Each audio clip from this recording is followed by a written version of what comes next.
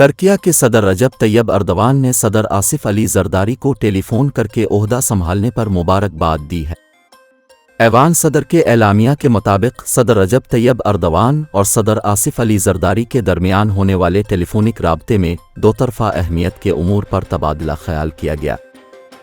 एलामिया में कहा गया कि पाक तुर्की सदूर ने बाहमी दिलचस्पी के शोबों में ताआवुन मज़ीद बेहतर बनाने पर जोर दिया।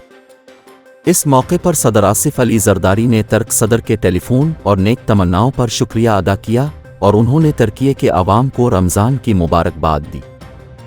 एलामिया के मुताबिक सदर ममलकत ने रजब तैयब अर्दवान को जल्द पाकिस्तान मदऊ करने की ख्वाहिश का इजहार किया।